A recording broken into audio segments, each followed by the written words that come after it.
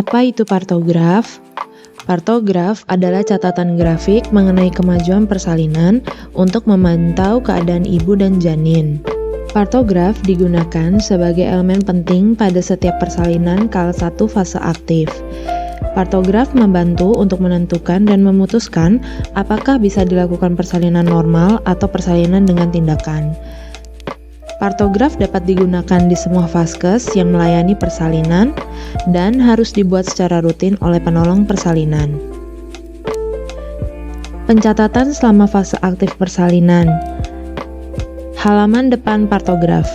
Halaman depan partograf menginstruksikan observasi dimulai pada fase aktif persalinan dan menyediakan lajur dan kolom untuk mencatat hasil-hasil pemeriksaan selama fase aktif persalinan, yaitu 1. Informasi tentang ibu, mulai dari nama dan umur, GPA atau status paritas, nomor RM, tanggal dan waktu mulai dirawat, waktu pecahnya ketuban.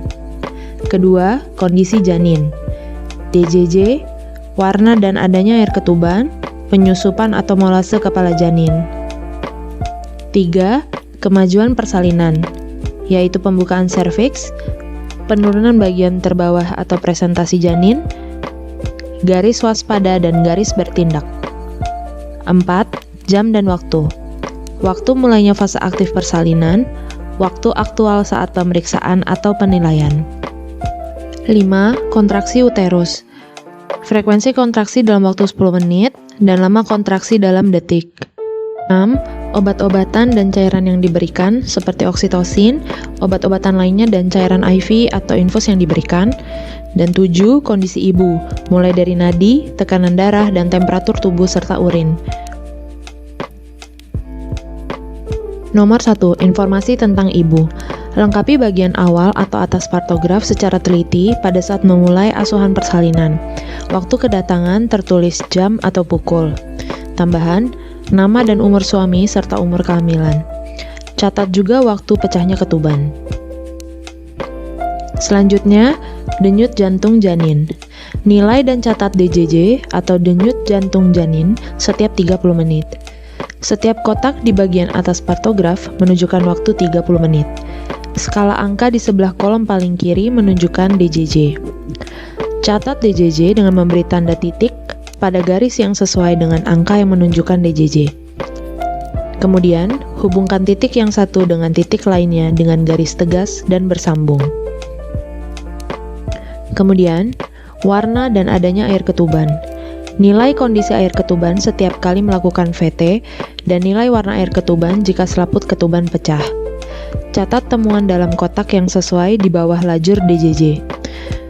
Berikan tanda U untuk sel ketuban masih utuh atau belum pecah, tanda J jika sudah pecah dan jernih, M jika sudah pecah dan bercampur mekonium, dan D jika sudah pecah dan bercampur darah, dan K apabila ketuban pecah dan kering. Kemudian penyusupan atau molase. Merupakan indikator penting tentang seberapa jauh kepala bayi dapat menyesuaikan diri terhadap bagian keras atau tulang panggul ibu.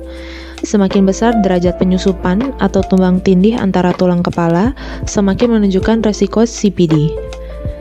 CPD atau cephalopelvico-disproportional. Setiap kali melakukan VT, nilai penyusupan antar tulang atau molase kepada janin. 0. Tulang-tulang kepala janin terpisah, sutura dengan mudah dipalpasi. 1. Tulang-tulang kepala saling bersentuhan. 2. Tulang kepala janin saling tumpang tindih tapi masih dapat dipisahkan. Dan ketiga, saling tumpang tindih tidak dapat dipisahkan. Selanjutnya pembukaan serviks. Nilai dan catat pembukaan serviks setiap 4 jam. Saat ibu berada dalam fase aktif persalinan, catat pada partograf setiap temuan dari setiap pemeriksaan. Berikan tanda X. Perhatikan, 1. Pilih angka pada tepi kiri luar kolom untuk pembukaan serviks yang sesuai dengan besarnya pembukaan pada fase aktif persalinan yang diperoleh dari hasil VT. Untuk pemeriksaan pertama pada fase aktif, temuan atau hasil VT harus dicantumkan pada garis waspada. Pilih angka yang sesuai dengan bukaan serviks dan cantumkan tanda X pada titik silang garis dilatasi serviks dan garis waspada. Hubungkan tanda X dari setiap pemeriksaan dengan garis utuh. Selanjutnya, penurunan bagian terbawah janin. Setiap kali melakukan VT atau setiap 4 jam, atau lebih sering juga lakukan pemeriksaan penurunan bagian terbawah janin. Cantumkan hasil pemeriksaan penurunan kepala yang menunjukkan seberapa jauh bagian terbawah janin telah masuk ke rongga panggul. Tulisan turunnya kepala dan garis tidak terputus dari 0 sampai 5 tertera di sisi yang sama dengan angka pembukaan serviks. Berikan tanda O atau 0 yang ditulis pada garis waktu yang sesuai. Hubungkan tanda tersebut dari setiap pemeriksaan dengan garis tidak terputus.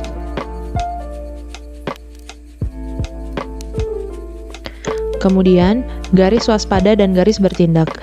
Garis waspada dimulai pada pembukaan serviks 4 cm dan berakhir pada titik di mana pembukaan lengkap. Diharapkan terjadi jika laju pembukaan 1 cm per jam. Pencatatan selama fase aktif persalinan harus dimulai di garis waspada.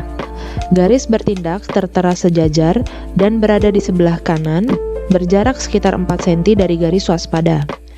Jika pembukaan serviks telah melampaui dan berada di sebelah kanan garis bertindak, maka hal ini menunjukkan perlu dilakukan tindakan untuk menyelesaikan persalinan.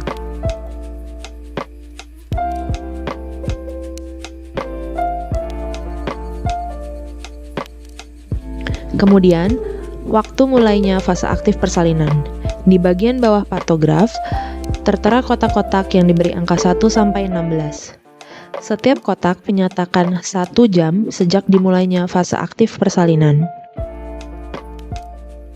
Waktu aktual saat pemeriksaan atau penilaian. Di bawah lajur kotak untuk waktu mulainya fase aktif, tertera kotak-kotak untuk mencatat waktu aktual saat pemeriksaan dilakukan. Setiap kotak menyatakan 1 jam penuh dan berkaitan dengan 2 kotak waktu 30 menit yang berhubungan dengan lajur untuk pencatatan pembukaan serviks, DJJ di bagian atas, dan lajur kontraksi dan nadi ibu di bagian bawah.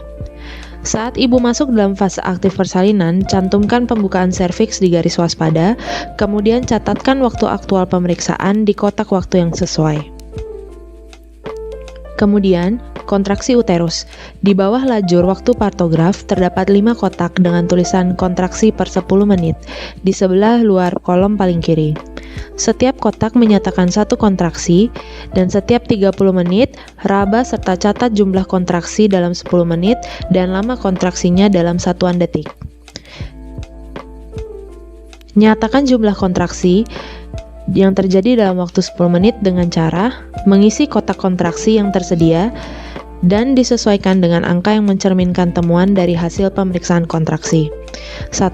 Beri titik-titik di kotak yang sesuai atau sama dengan kontraksi yang lamanya di bawah 20 detik. Beri garis-garis pada kontraksi yang lamanya 20-40 detik dan isi penuh hitam kotak yang sesuai dengan kontraksi yang lamanya lebih dari 40 detik.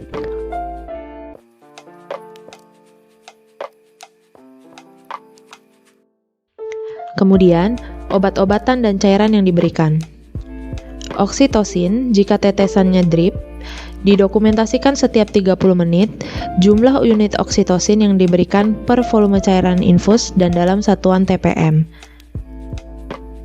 Obat-obatan lain dan cairan infus dapat dicatat semua dan pemberian obat-obatan tambahan dan atau infus lainnya dalam kotak yang sesuai dengan kolom waktunya.